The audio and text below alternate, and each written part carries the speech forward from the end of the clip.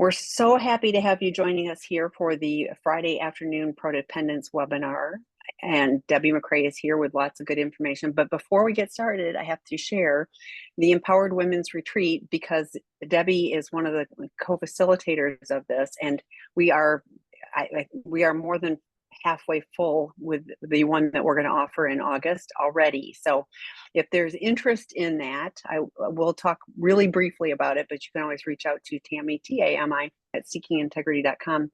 But you'll see and I'll put it in the link in the chat too, the link in the chat for the retreat. But it is amazing and healing for the women who choose to participate in it. It is not about the addict. It is about healing for the partners, and one of the topics, and Debbie does a great job with it at the retreat. We do lots of work, but it is boundaries, and I find that boundaries are such a challenge for partners to even conceptualize. So getting a foundation on why that's important, but there's so much more than that. There's so much more, and we're happy to answer questions, but that one is going to fill. So if you are ready for healing and would like to join us in August, it's in-person retreat. It's the only thing we do for partners that's in person. Treatment is the only thing we do for addicts in person right now. So everything else is virtual, like you're doing now. So, but reach out if you would like. So without further ado, I will turn it over to you. What do you got for us today? Well, today we are going to talk about how compassion is such an important part of recovery. I'm going to share with you what I see showing up in my office, because that's what I like to bring to these webinars, because I think it shows what's actually happening in real life and what the real experience is like when you're in recovery for addiction and betrayal trauma. So lots of times I will have partners come in with both of them saying, I will do whatever I need to do. And it is so helpful for the betrayed partner to hear the addict partner saying that, because it helps them to feel safer and more secure. There are some times that I hear the opposite happening. So I see the addict partner coming in and saying, I just wish my betrayed partner would get on her or his side of the street and leave me alone and let me do my recovery. And when I see that happening, there is immediate disconnection. Lots of times I'm spending so much time, if I'm working with them as a couple, in trying to get them to this place of empathy. And I started thinking about this and how hard it is. And I thought, there's a part that we're missing in all of this, and that is compassion. Because I think compassion is an action item, something we can actually do that leads us into empathy, because empathy is part of compassion. So today we're going to talk about this. I do want to set the stage though, because as I was thinking about compassion, I started thinking about the difference between codependency and prodependence, because I think it's the difference between one assigns blame and the other one shows compassion. So you can imagine which direction I'm going on that. So before Prodependence was introduced, the betrayed partner's behaviors towards their addict partner were labeled as being codependent, especially if they were the types of behaviors that we would consider to be not healthy, not helpful. They would then be assigned as having a problem. Maybe they were even blamed for some of the addict partners acting out. And sometimes they were even assigned responsibility for the addict's addiction. So in the early years of me doing therapy, codependency wasn't something I adhered to, but I would have a lot of betrayed partners come in talking about it. And as they would talk about it, there was so much anger, there was so much sadness, there was so much frustration, because what they really craved was a sense of safety and security. That's all they were seeking. But instead, they were being told, you're just obsessed with the addict partner and their behaviors. You're so enmeshed with your addict partner. You just need to, separate. You need to let them do their recovery. You need to just worry about you. You're enabling the addict because you're doing too much for them. You're trying to control. You're making the problem worse. Your past traumas mean that you're damaged. And because you're damaged, right, you need help. And all of these betrayed partners, when they finally got to see me, were feeling so shut down and blamed, and even a lot of shame because they felt so misunderstood. They were angry about it, and some of them were even traumatized as a result. So since implementing Prodependence into the group setting and into my practice in 2017, 2018, when it came out, I saw such a shift in the betrayed partners and how they perceived themselves. It was almost as if I could see them take a great big sigh of relief, and they felt like, oh my gosh, somebody gets this, because Prodependence is this strength-based approach. It's also attachment focused. So what we're looking at as the betrayed partner in that context of, they're just doing their best efforts and trying to maintain and remain attached to their addict partner, and they don't know how to do it, and they make mistakes, and sometimes their behaviors are healthier and sometimes they aren't. Also, the betrayed partner is in a constant state of crisis. So we're dealing with somebody that we need to help get through that. And when we're in crisis, we want to control. So the betrayed partner may start to overdo things. They may help in very ineffective ways. They may panic. They may make bad decisions. They may have anger. They may do all those things that in the past we would call maybe enabling behaviors or inappropriate behaviors. But in the context of Prodependence, we understand that they're just wanting safe and secure connection. And so what I love about the Prodependence model is I see it as it views the betrayed partner through the lenses of compassion. We're really trying to understand why the betrayed partner does what they do and what the partner needs, and how do we go about helping them get there. How do we maintain that connection during recovery with the addict partner while they're healing, and how do we repair connection? So I'm going to talk about some really important components. Today, I'm going to use the aspect of, we're going to talk about how the addict partner can show compassion towards the betrayed partner. But I want you to understand that we can reverse it. The reverse is true. And eventually, the betrayed partner does need to be able to step into a space of compassion.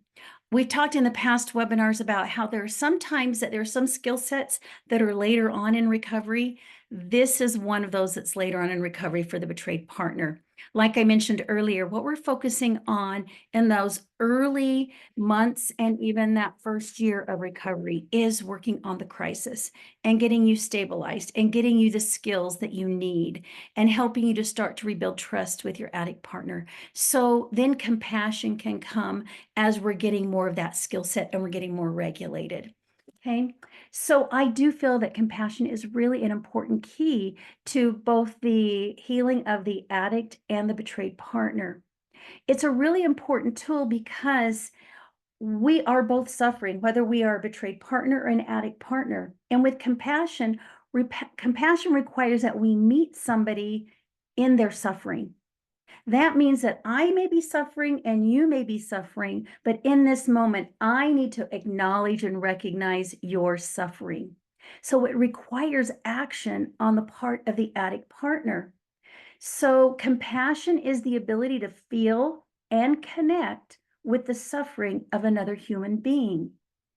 So when we offer genuine compassion, we join that betrayed partner in their suffering.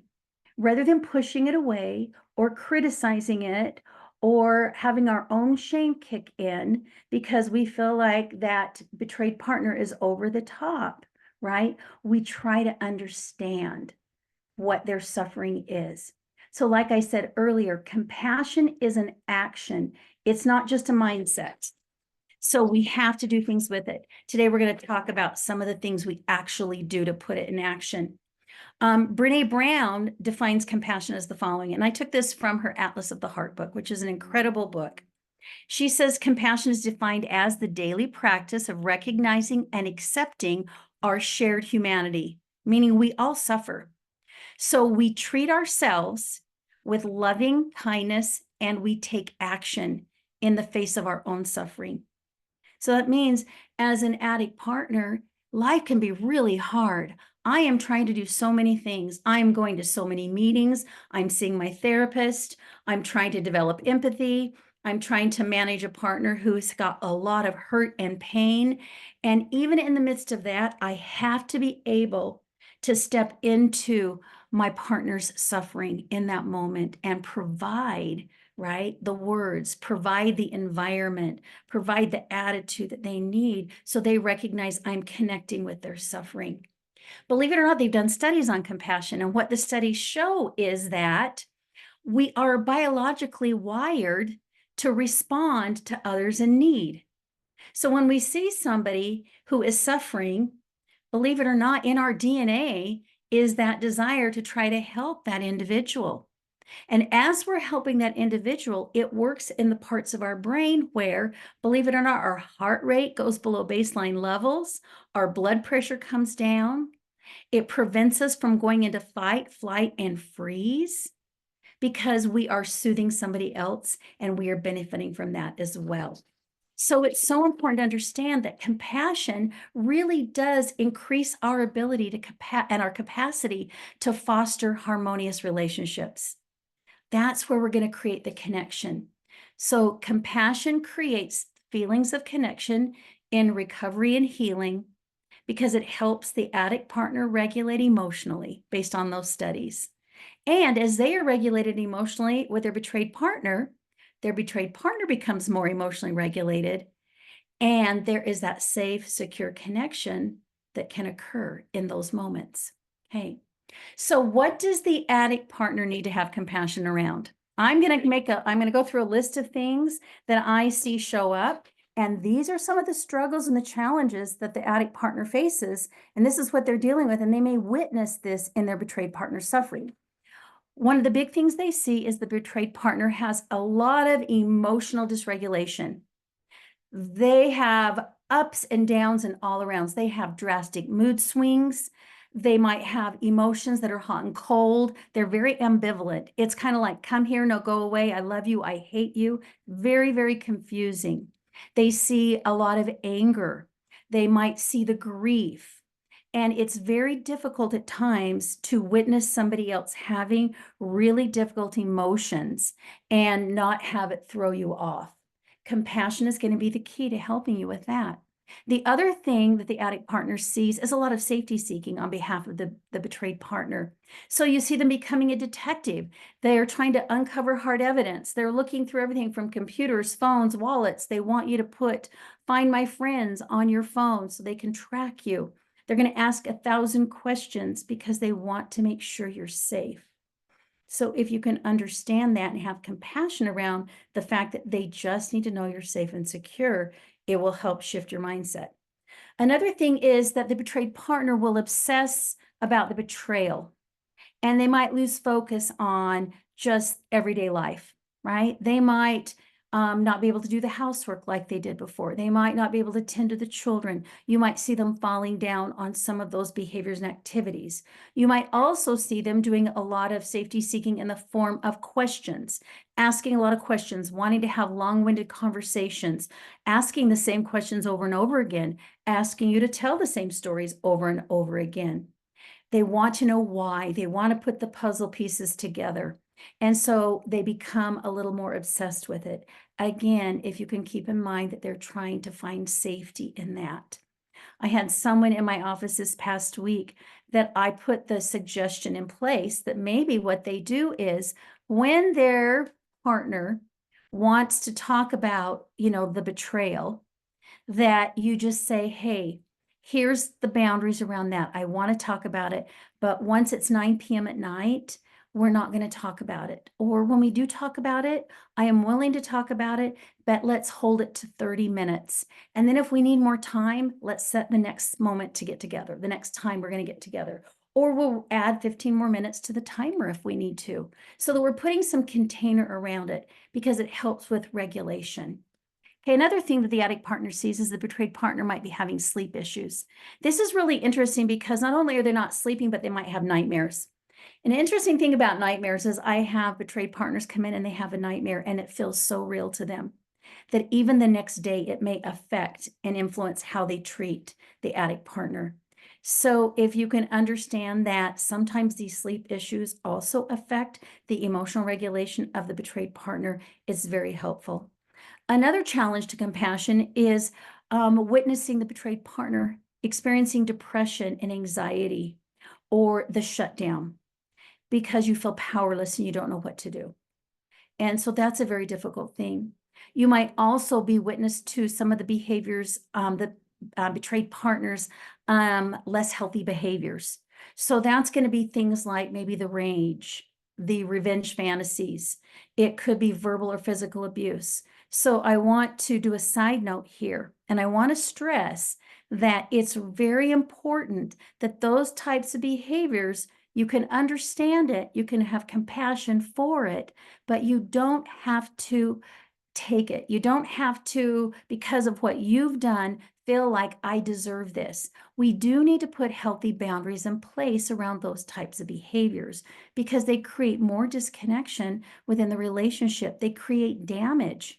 They create resentment. They create further anger and so further disconnection. So it's very important that those types of behaviors that you put boundaries around. If you don't know what kinds of boundaries to put around it, you can watch some of my past webinars. You can go in and you can talk with your therapist. You can go to your group members and ask them for support and help on that.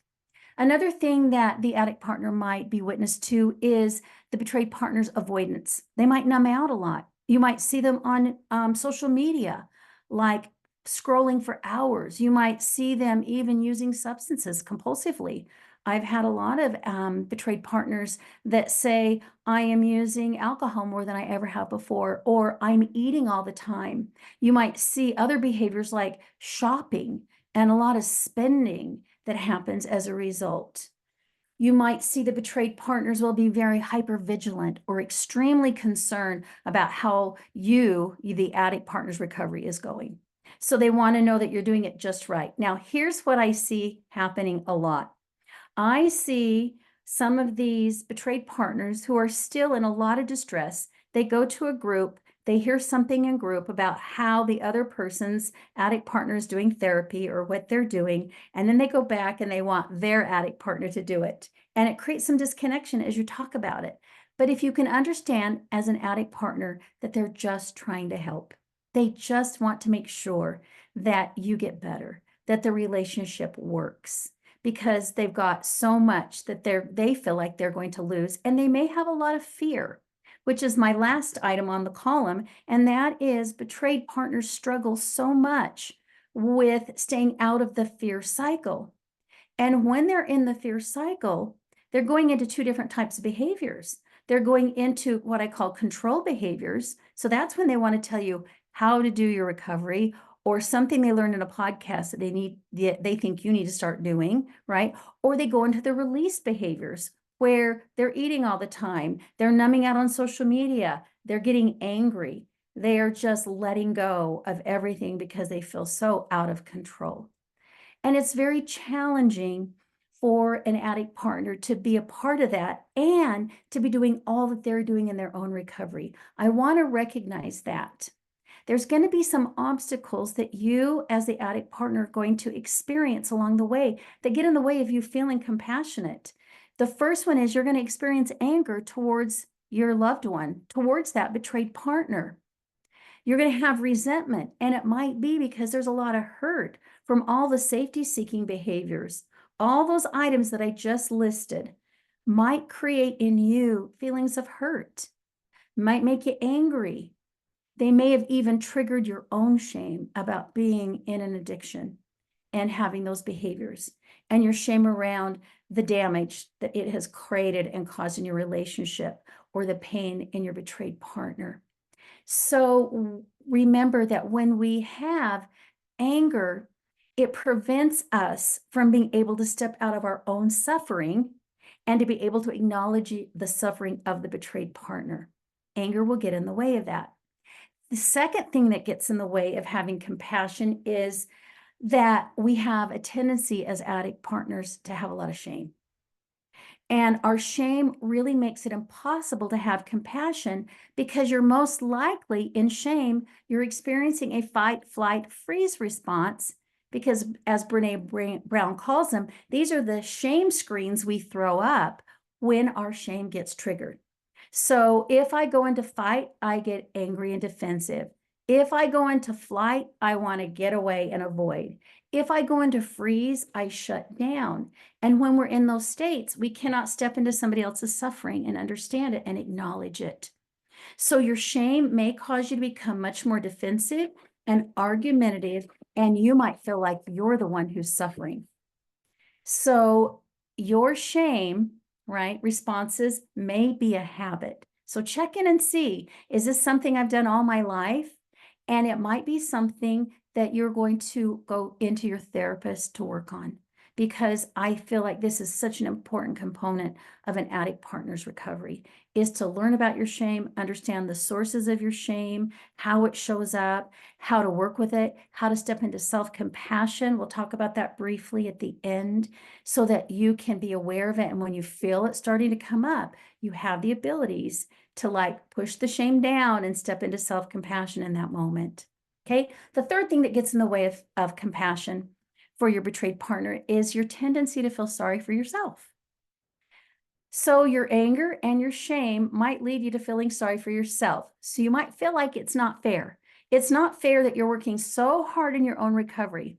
I mean, I hear addict partners all the time tell me, I'm going to 4 meetings a week. I'm talking to my sponsor at least twice a week. I'm going to a group, a recovery group. I'm going in and seeing my therapist. I'm doing my dailies. I'll list everything off. And yes, it's overwhelming. And they start to feel really sorry for themselves, especially when the betrayed partner is seeking connection. They want safety and security, and they're doing it through their safety seeking that's not as healthy. So at this point, what happens is they come into kind of a victim mode. So we've got to be careful. If I'm a victim, I'm in a powerless position because I'm only focusing about me. I'm feeling sorry for me, and I feel like everything's happening to me. And when I'm there, I don't have the ability and the perspective, again, to join someone in their suffering and to recognize somebody else. So if we can be aware of that, and as it comes up, we can somehow work through it, push it aside, the next thing we have to do is we have to take action. So let's talk about compassion in action. We're going to talk about 7 things that you can do very, very briefly. The first thing you can do is you can join the betrayed partner in their suffering. They may not tell you they're suffering, just assume that they are. Just assume that they're struggling. If you want struggling and you want to exchange that word for suffering, just recognize that they are. So what you can do with that is let the betrayed partner know that you really see them and that you recognize it's hard for them. You recognize that they're suffering. You recognize that they're struggling. So you can acknowledge this by sharing maybe the specific ways you see that they are suffering or that they are struggling, and put words to it. Don't just think it. So it might be things like saying, gosh, I'm so sorry you're feeling this way. Or I hear that this is really hard for you. Or I can see that you're in so much pain. I understand that you are feeling really sad about this. And I understand why. Those types of words are extremely healing. By acknowledging the betrayed partner's pain, in that moment, you're acknowledging their suffering. Okay. Secondly, let the betrayed partner know that you hear them. It's so important that you listen to what they tell you without becoming defensive. Again, that is so hard. It's hard for me. I work as a therapist. I have to really work on this skill set because my shame wants to come up and I want to defend myself. But what we have to do as addict partners is to learn how to hold space. So my analogy for that is when I hold space, it's like I'm holding this container and I'm letting that person's emotions go into this container that I'm holding. Rather than me being a sponge that's taking all those emotions and just soaking it up. So as I hold their emotions, I'm able to hear them. I can let them have really hard emotions. And oftentimes the betrayed partners, they need to talk. They need to talk in order to process. And that need goes unmet. So you can use words, compassionate statements like, I hear what you're saying, and then repeat it back to them. Or I can hear the pain in your voice. Or I'm here to listen to what you have to say. Those types of things, again, create so much connection because you're in that moment where you're showing compassion. Thirdly, Confirm to the betrayed partner that you recognize their suffering and that they have a right to their pain. They have a right to express their sadness, their fear, their anger, or any other emotion due to their suffering. So we need to validate and confirm the other person's experience of suffering. So when they say they're sad, you don't minimize, you don't deny, you don't ignore, you don't invalidate. You just acknowledge, right? You don't have to fix it. A lot of times, addict partners believe they've got to fix it, right? And their shame gets in the way because they caused it. So I've got to fix it. So oftentimes, all the betrayed partner needs is for you to say, yes, I can see you are suffering right now because of what I've done, or this must be so hard for you, or I can see that you're so sad. And you can follow it up with, how can I best support you? Just in those moments right there, again, with compassion, we're creating connection. The fourth thing you can do is you can create a compassionate environment. So this supports the betrayed partner emotionally and encourages their healing recovery, because you're going to do things like you're going to soothe your partner's hurt and cover her pain with compassion. So even if she doesn't share her suffering with you, you can still provide compassion. It's how you look at her. You don't roll your eyes. It's a loving touch if she allows you to touch. It's a supportive hug. It's kind words. It's acknowledging what you see her doing, the hard work, or maybe you see progress in her recovery. Those types of things create a soothing environment.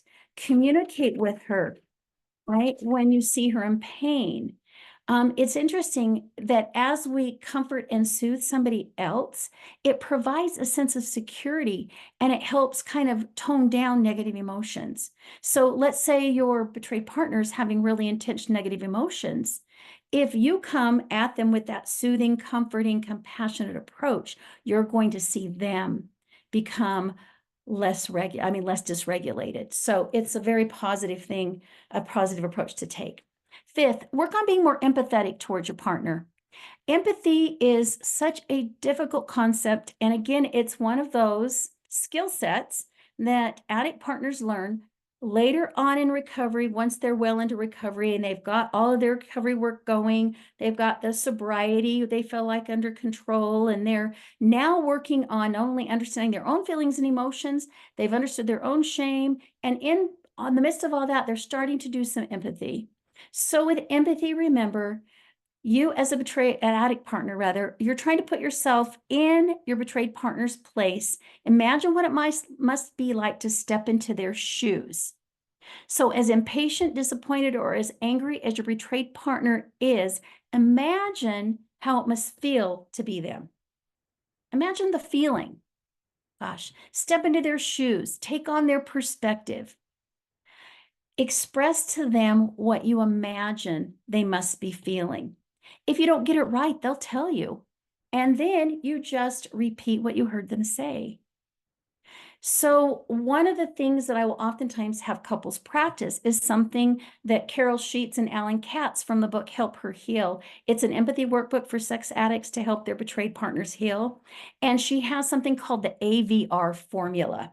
So AVR stands for, number one, you acknowledge the issue. So when your betrayed partner comes to you needing empathy, then you're going to acknowledge that what they bring to you is a situation that is creating pain. So you acknowledge that the situation and the accompanying pain. You validate, that's the V in it, the feelings using the 5 primary feelings. So it's anger, sadness, loneliness, happiness, fear.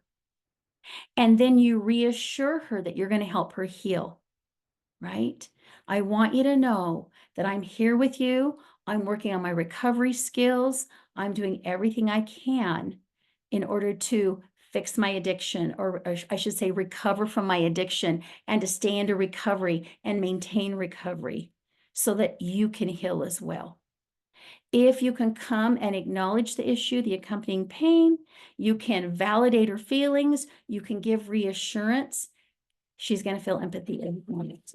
Okay, 6th, provide the space for your partner to share his suffering with you. So don't continue to constantly complain to the betrayed partner about how much you suffer, right? Be aware of your own shame being triggered and heal from it so you don't go into fight, flight, and freeze when you're having a hard conversation. You have to learn as an addict partner to lean into your partner's suffering. That means I've got to lean into the hard conversation. I've got to stay emotionally regulated. I've got to, in my mind, think about, okay, I've got to step into her shoes. What is she feeling right now, right? How can I be compassionate, acknowledge her suffering in this moment? It is a lot of work. It really is. So may I recommend that if you get flooded and it's very difficult for you as the addict partner, slow it down. I tell my couples this, my betrayed partners, addict partners, all the time. Slow it down. Oftentimes, when it's getting more difficult and there's a lot more distressing emotion involved, it's because we're going offline. That means we're going back into that limbic area of our brain. We're getting into the fight, flight, freeze responses. And that limbic area of our brain tells us we got to fix it now. I'm going to fight for the connection. I'm going to do what it takes. We're going to push through it. We're going to talk for hours if we have to, but you're not going to get anywhere because you're not connected to prefrontal cortex, where there's logic, reasoning, emotional regulation, empathy. We have to be connected to that part of our brain to be able to use that empathy skill set. And so slow it down. Okay, 7th, work on understanding your partner's betrayal trauma. If you don't understand betrayal trauma, then you need to read Rob's book on Prodependence and understand what they're going through and why they're experiencing it, or any other books on betrayal trauma. You need to know what causes it. You need to know how difficult it is to heal from it. You cannot have compassion for someone if you don't understand why they behave as they do. That is such an important component. Instead of taking it personally, if you can understand relational betrayal trauma, then you're going to be able to recognize when your partner is in their trauma, when their trauma is triggered, when they're struggling with their own healing recovery. And it's going to be easier for you to step out of feeling like you're a victim and sorry for yourself and your own shame, and to be able to step into that space of compassion. Okay, and then lastly, provide compassion for yourself. This is so important. And as you're working on your shame as an addict partner, I hope a big part of that is going to be working on self-compassion, because our self-compassion actually strengthens compassion skills.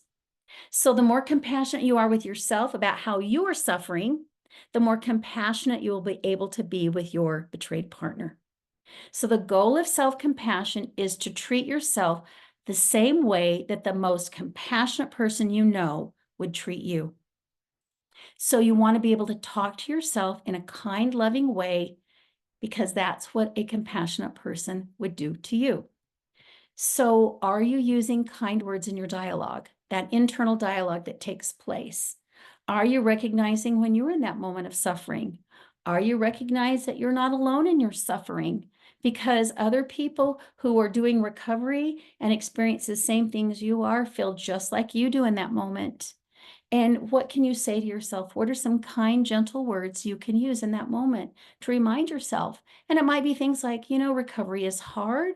I need to recognize I'm doing my best efforts. May I be kind to myself? May I be gentle to myself? May I remind myself that it's always not going to feel as bad as it does in this moment. And those types of self-compassion exercises will help us as we practice self-compassion, right, to be able to then extend it to our betrayed partners. So you need to learn how to offer yourself validation, recognition, and support, just like you would offer your loved one, your betrayed partner who is suffering as well. So I hope this is helpful. Like I said in the very beginning, you can take these same concepts, and you betrayed partners can show compassion towards your addict partner using some of the same concepts, the same ideas that I talked about today. Thank you so much. I'm going to invite those of you that are joining this live, type your questions in. We keep running out of time at the end, so please type your questions in. But like when you're talking about, witness difficult emotions, and I think it's very difficult not to go to shame of like, oh, my behaviors have caused this, and then shame turns it away from showing compassion to someone else, because now I'm I'm stuck on how I feel. And I appreciate that you talked about this as kind of like higher level. I'm sure you often do too. It's like, we've been in recovery for a hot minute, and like, he doesn't have empathy, he doesn't understand, like, all of those things. And I'm like, this is a learning curve, and it's there's education to do. There's work to be done on, for each and both of you before you can actually practice this. When you're talking about sleep issues, like not sleeping and nightmares, and then you talked about some avoidance, and I was thinking, I also know people who are like, I can't get out of bed, like, I just can't get out of bed. So, like, it could be the whole spectrum of like, I can't sleep, or I can't not get out of bed. And so yeah, but the nightmares, and and those really vivid, and like, I know it was real, and painful, on a personal level. Like when I had a really bad betrayal situation, it was 10 months. And like when those started ebbing, I was like, oh, but I was doing all my work. I mean, I was doing my work to heal and everything else. But as the nightmares started going away, I was like, oh, I'm making progress. It was like, it was also a gauge of things. When you're talking about, shame and even the habit, being defensive and argumentative, I have had multiple examples this week of, people showing up and like, a couple, talking, and, let's just go with the addict partner was, being hyper defensive. And I'm thinking, you guys are here. There's something going, nobody shows up to do this stuff if there's nothing going on, and so the level of defensiveness, to dig into, it's difficult. And as that is happening, you can witness, the dysregulation, that's happening, for the partner who's going like, this is not my reality. So, for challenging from that. The tendency to feel sorry for yourself, again, it gets focused back on, oh, like, well, what about me? What about me? And I'm like, these behaviors, and I try to take it out of, it's not you did this to me. It's like your behaviors in your brokenness have caused these problems. And so taking ownership of the behaviors, and that I'm working on the brokenness, it can really be helpful. A couple more, and then I see we've got some questions asked. So, let the betrayed partner know that you hear them. And you were talking about, witnessing. I can see, it's usually, I can see people's eyes. Like I can see the pain in their eyes, so it may not even be the tone of their voice or whatever, but I can just see, the hurt in the eyes. And like, well, it's bringing up emotion for me, and like, so to me, that's one of my gauges of things is, if people are looking at me and they're, but if they're deflecting, or just there's that, it's like a grief look in their eyes, that they're in pain. And how can I best support you? I love, I love that it's not what can I do to fix this? How can how can you get over this? It's like, what can I best do in this moment to support you? Yeah, and if she says nothing, it's like, okay, I'm here, but I love that you were like, how can I best support you? Not, the fix and get through it is more of a, a thing. And then, the compassion for yourself, I love that you were talking about, think about, when someone's compassionate for you. And I thought, man, I immediately had moments, like I could think of things.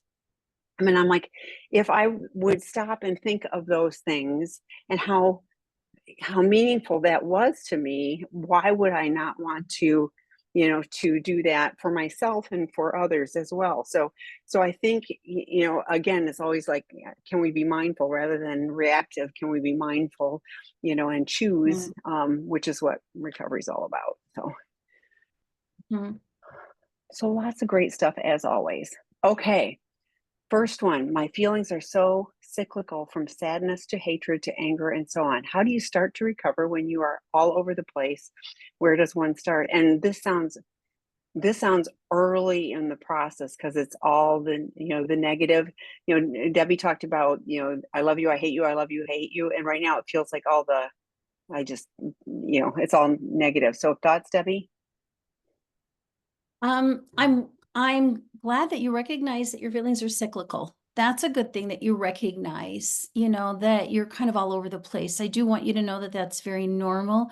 Like Tammy said, I would assume you're fairly early on in maybe disclosure discovery, or maybe you just haven't had, anybody who's kind of helped you understand that this is part of kind of that crisis space that you're in. And I'll tell betrayed partners that crisis can last anywhere from 3 months to 18 months, just depending on, the kind of help you're getting and, any other extenuating circumstances. So the first place you have to start is we've got to increase your window of tolerance. So the window of tolerance is, how I describe it is, it's your bandwidth. It's how much stress you can take before your brain goes, oops, I cannot stay connected to the front part of my brain any longer. And that's where we are in that prefrontal cortex. That's the higher executive functioning part of our brain. That's where we have emotional regulation, body regulation, logic, reasoning, and all of a sudden the brain goes, too much stress. We're going to go back to the limbic area of the brain, and the limbic area of the brain sits right above the brainstem. So we have all those limbic responses I talked about earlier: fight, flight, and freeze. So what's happening when you're having those emotions is you're most likely, based on what you kind of shared with me, you're in more of a fight response. You might even be in a freeze response if you're sad. And so we have to increase that bandwidth, number one. And it feels counterintuitive because every time my betrayed partners come in and they're struggling with what you're talking about, I typically say to them, how's your self-care? What are you doing for you? Because we have to put together some routines and rituals. So just like the addict partner, you have to have recovery routines. So I will have them let's start with a morning routine. Let's come up with some rituals in the morning. Let's get you out of bed. What can we do? So we'll come up with 2 or 3 items. What can we do at the end of the day? Again, to help promote your sleep, routines and rituals. What can we do in 4 areas? So it's going to be things like supporting your physical body. So I would like you to focus on 2 different things you can do each day to physically support your body.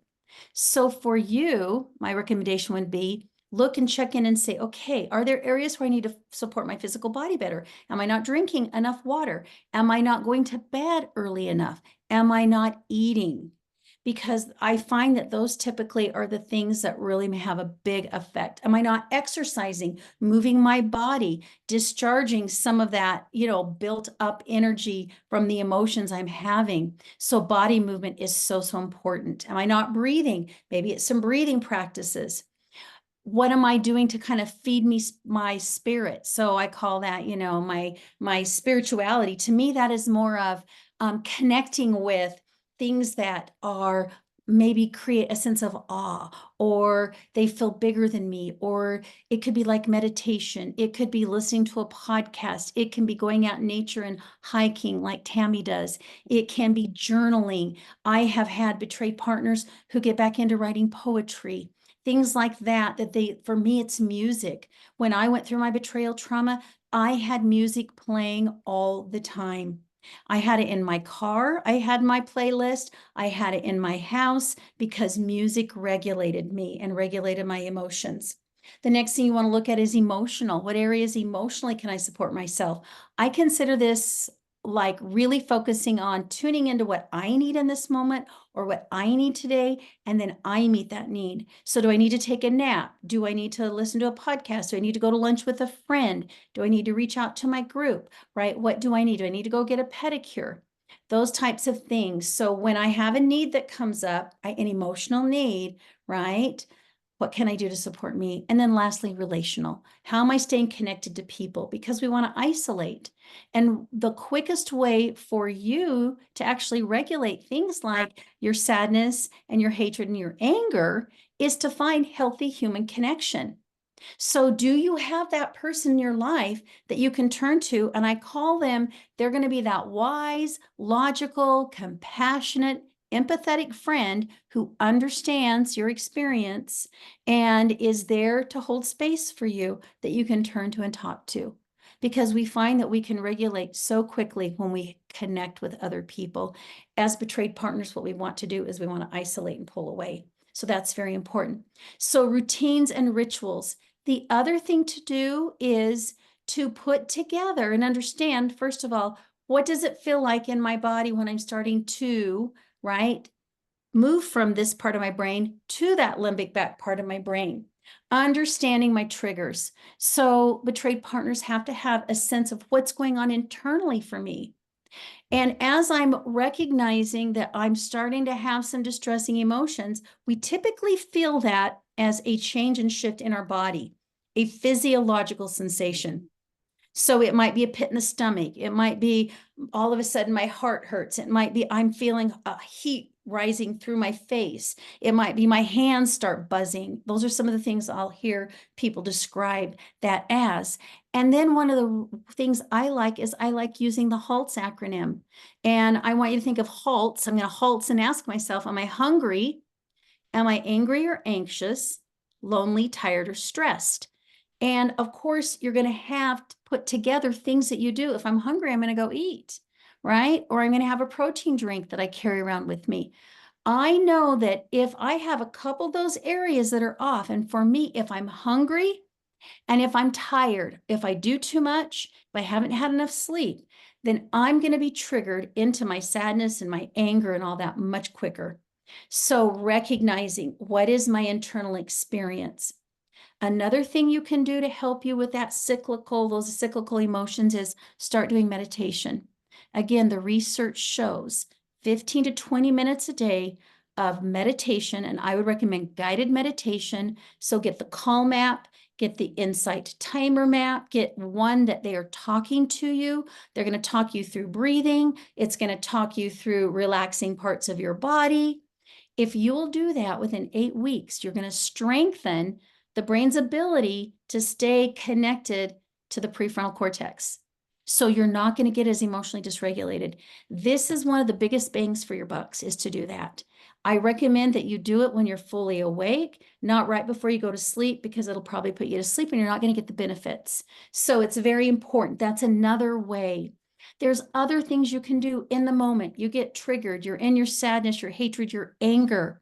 Go put on some music. I happen to like bilateral music, which is music that goes from ear to ear. It's soothing to the brain. I like also something called Rife frequency. That's spelled R like Ralph, IFE. So Rife frequency works directly on the brain. It's kind of like a music that is very soothing, and it is played at a certain frequency. So it really causes the brain to respond in a positive way. Learn breathing techniques. Your breathing is another way that you can regulate those cyclical emotions. So learn the 4-7-8 breathing or the box breathing. Learn to take big, deep breaths, right, and let them out several times a day. Be aware of your shallow breathing and make sure that you do some really good deep breathing, because that helps you stay regulated. Learn the 5 senses exercise. And that is where you're going to sit, put your feet on the ground, and you're going to start noticing and tuning into 5 things you see, 4 things you feel with your physical body, meaning touching your body, 3 things that you can hear in the moment, 2 things you smell, 1 thing you taste. Really effective. I will have my clients do it when they get dysregulated in my office. We typically have them touching something. So they're holding some worry stones. They're smelling essential oils.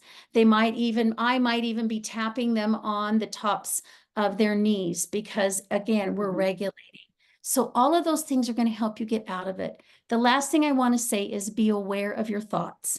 Because if you're in those repetitive ruminating thoughts, then it's going to also contribute to your cyclical emotions you're talking about. So work with a therapist on that. They will teach you how to recognize when you're in those thoughts, how to challenge those thoughts, how to reframe those thoughts. Because this is one of the biggest challenges that betrayed partners have, and that is their thoughts can take them down rabbit holes. And rabbit holes feel just like you said, very cyclical. I'm down in my sadness. I'm trying to get out. I'm down in my anger. I'm trying to get out. So anyway, I hope that's helpful. Those are just some things that I recommend that you have to do routinely every day on a regular basis. And you'll find that those feelings are going to level out more and you're not going to experience that cycle, that up and down of emotions. You talked about the bilateral, and you talked about movement, and go for a walk. If you go for a 15-20 minute walk, it does not have to be like, going to the gym and exercising. It's just movement, but that bilateral of walking, is even helpful. And you talked about 4-7-8 breathing. I I was like, I did that earlier today because like I had just a lot going on, and I was like, I noticed I was shallow breathing, and I was like, I'm, 2 minutes, 4-7-8 breathing. And I was like, okay, now it just shifted 2 minutes, it's just, yeah. But I paid attention because I was like, I'm shallow breathing. I'm dysregulated. I'm overwhelmed. And I was like, and there's nothing that's going to magically cure this. And then you're going to go, oh, no, these are all techniques. Like I like to have like several different things. So like, I happen to be sitting in my chair so I could put my feet on the ground and do the breathing. But if I'm out for a walk, I'll be intentional about going for a walk and, thinking. So have like, okay, I'm going to try this, and have the tool bag and go, I'm going to try this one for the moment. So, and it gets better. I promise, if you're willing to, stay the course and do the things, that are suggested, and it's always, you get to pick, it can really help. The next one is, you asked about the book, and I put in the chat, it's Prodependence, Beyond the Myth of Codependency. On our website is a whole list of all the books, but I also put the link, for Amazon, and there is a podcast, probably more than one, on that under the Sex, Love, and Addiction with Dr. Rob. So, check all of those out. But it really is, rather than, labeling you as, a pathologized term like an enabler or enmesh or whatever, we're going, gosh, you really love someone, and you're committed to this relationship, or committed to helping. So it reframes things. Is there a framework to talk to the betrayed partner when they are triggered and crying but not willing to talk? Share to me. That's a great question. That's a really good question. So in that moment, you might not be able to get your partner to talk when they're triggered and crying. So my recommendation is that maybe you just need to sit with them. Sometimes we just have to hold that space and tell them, I'm here, I'm going to sit with you when, and if you're ready to talk about it, I'm here. And so sometimes they may want you to touch them, they may not. So ask them, be very intentional in what you do. Now, what I would recommend you do is, once your partner is regulated, that the two of you sit down and come up with a plan. So you're working together. Next time you get triggered, or I start to see you get triggered, or you're crying, right? How can I best help you and support you? What can I do as you're starting to move into that to help regulate you? What would you like me to say, right? What would be soothing to you? What would be helpful for you? And maybe we can help you before you get to that point where she can't talk or share. Now, another thing that might be helpful to do is to maybe even recommend that you go for a walk together and you don't even talk, right? Because again, like Tammy said, you're doing that bilateral movement. It is, believe it or not, it just calms down the brain. It helps us even kind of process in the moment.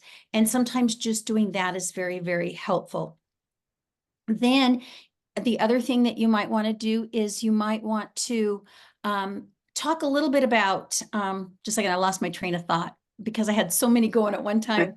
Another thing that you might want to do is have them even take a little bit of a break. If they're safe and they're in control, their emotions are manageable, maybe ask them to go journal and have your betrayed partner journal out what they're feeling internally.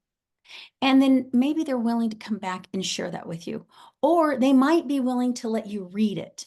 Because sometimes a betrayed partner, the fear is, if I share with you and say it out loud what you're hearing, right, then it might make things worse, or you might, hold it against me or whatever. And you as an addict partner, you have to hold space. You cannot let it affect you. You have to have control of your shame. You have to step into compassion and empathy if you're going to read what their internal experience is like, because you've got to be able to show up for them. So check in and see where you're at with your skill set. Can you do that? But again, lots of times it's just knowing that you're there. And then when she does regulate, finding out, okay, how can I show up for you in the best way possible when or if this happens again? So those are some of the ideas that I would have. And then write it down. Be sure you write it down. Put a plan together, right? Put together kind of an agreement of, okay, next time you get dysregulated, here's what we're going to do, or here's what I'm going to do to help support you. That's a great way for the betrayed partner to feel supported. Yeah, and I like having a plan not in the moment, because otherwise, it's dysregulated. And so yeah, when you're not in the moment, have a discussion about that, because it will happen again. So I'm the betrayed Mm-hmm. spouse, and it's been over 3 years since first discovery of my husband's infidelity and addiction. I feel like I've gotten stuck in denial in my recovery and grieving process. I'm realizing that after about 2 years of dealing with this, I've kind of just ignoring the pain and trauma his behavior caused. How do I pull myself out of the denial and continue the painful work of recovery? I think that you really clearly explained what's going on, and that is you're grieving and you're stuck in your grief, and we can get stuck in grief. So, my recommendation is find a good CSAT therapist who understands grief, knows how to do grief work with you and for you, because grief is one of the components of, or denial is one of the components of grief. And so if we get stuck in grief, it can be compounded too. I don't know your whole history, but do you have other areas where you've experienced grief? Because sometimes when I have multiple griefs, it really does compound my ability to work through my own healing recovery as a betrayed partner. So find somebody who is really, really good. Yeah, Tammy put in, come to the Empowered Women's Retreat. There's anger that's a part of that, and there's some great anger work that you do. There's just so many things to kind of get yourself unstuck, because we do get stuck in recovery at times. I remember that when I was going through my betrayal trauma, I got so stuck in my grief.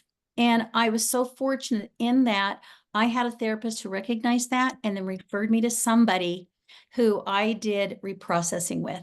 So you can even find a good EMDR therapist who understands how to work you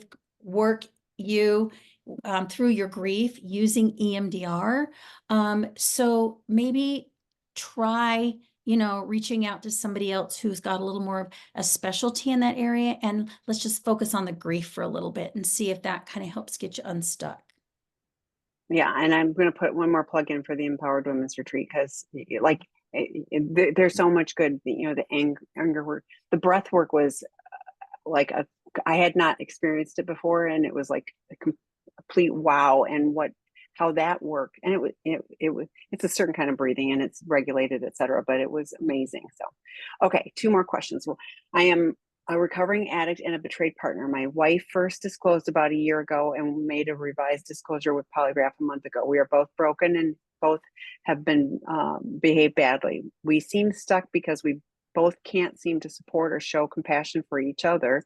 Now we are moving towards therapeutic separation. How can we break through? Well, if your therapeutic separation is done well, and there's a lot of good boundaries around it, and there's an agreement as to the individual work we're going to be doing while we're separated. But while we're separated, we're also maintaining connection. And what that's going to look like is we're meeting for couples counseling. We are going out, we're spending certain time doing certain activities, right? We're putting boundaries and containers around it. That could be one way to break you from this particular pattern that you're in. I don't like therapeutic separations if we just say, hey, we're going to do a therapeutic separation and we're going to just be apart for 3 months and nothing happens. That is not going to achieve, what you're wanting to, and that is healing. So I like to call therapeutic separations healing separations, and you put together goals as to what you want to accomplish. You're also going to put in there what you agree to be working on. You are going to go through on how we spend time, what we do. I also hope that you are seeing a couples therapist find one that really understands betrayal trauma through the Prodependence lens and work together in couples. When I have couples that are struggling, I say maybe what you want to do is do, a couple of sessions of individual therapy and then meet together as a couple. My recommendation is that you each have your own separate individual therapist and a separate couples therapist, and that you sign all the documents you need to allow everybody to talk together so we can coordinate your care. That makes it so much more effective when you've got all the therapists working together. And then again, it's got to be kind of a structured, outlined plan. So that's one of the best ways to kind of get you guys kind of moving forward from where you're at. And I'm just going to throw this out there. I feel like you guys are stuck in the betrayal, and there's plenty of work to do on the other side as the betrayers. And if you're focused on, there was something going on that you gave yourself permission to go do that. Maladaptive coping mechanisms. I'm not saying you're an addict. I don't know. I hear betrayal, I hear cheating, whatever. But, I almost wonder about if you focus on what work do I need to do to be a person of integrity, I just feel like that would give you a focus for this. And yes, you guys are both betrayed, and you both betrayed. You were both betrayed and you were the betrayer. I hope I said that right. But, but if you focus, rather than going on, oh, I was hurt, it's like, okay, I'm taking ownership of how I hurt this person, and what do I need to do to ensure that I don't do that again? There's plenty of work to do with that, and it may move the dial a bit, that you may, start to get unstuck, at least for yourself, in being able to move forward, ideally, hopefully. I mean, I always hope, people that want to be together, can heal and move forward. So, okay, here's the last question. Is it okay to cry in front of your betrayed partner? I find I am able to hold space during the time when the betrayed partner is triggered, but I break down later in front of them, and I am afraid it is not helpful. I don't have a problem with showing emotions like that in front of the other partner. I would ask you though to just sit in it for a little bit and figure out, in that space, right between holding the space when your partner's triggered and then you breaking down. And what I'd like you to do is I'd like you to kind of slow it down for you a little bit and kind of check in and just check in on what's your internal dialogue. What are you telling yourself? Are you going into your shame? And is it your shame that's taking you into, right, the crying and that sadness? Or is it that I feel true remorse in this moment, and here's what I feel remorse about? It's a little bit different, those two things, because I can cry in front of my betrayed partner and say, I'm crying because I recognize the pain I've caused you. I feel so remorseful. I feel so much pain as I am recognizing your pain. That is healing. And if you can put words to it and say, here's what my tears are about, then you're now giving your betrayed partner an understanding. Your betrayed partner's not feeling, oh my gosh, I shared this and now you're crying and I need to comfort you. We don't want that dynamic. We want you to understand. If you're crying because you're in your shame and you're feeling bad because you're such a horrible, awful person, then I think you need to go to somebody else in that moment to do the crying and get your support there. Because what you want to do is you want to figure out how to work through that shame so that it doesn't take you, to that place where you're in tears about it. And then it doesn't set up a dynamic where the betrayed partner feels like they have to help you feel better and help you work out of your own shame. So again, like I said, there's that space in there between your experience and then that reaction of crying. So in that space, kind of figure out what's going on internally. What am I telling myself? What emotion am I feeling? Right? What is this associated with? Kind of get some clarity. So for you, do you do that best talking to somebody? Do you do that best journaling? Right? Do you just do best just sitting and thinking about it, writing some bullet points, but kind of figure out in that space what's going on? And then I think I kind of gave you the two different routes you can go on that. Yeah, and like you said, very different. I'm either, Mm-hmm. recognizing your pain, or I'm, feeling sorry for myself, and Mm-hmm. massively different. And one would be really beneficial, and one would be like an opportunity for more work. So, Okay, we are past out of time. Thank you for staying, Debbie. Thanks all for the great questions. This will be posted on our website. I don't know about yet today, but by Monday. So watch for that if you want to review any of the information. And as always, if you're looking for resources, TAMI at seekingintegrity.com. I will do my best to help you. Thanks, everyone. Bye, Debbie. Bye.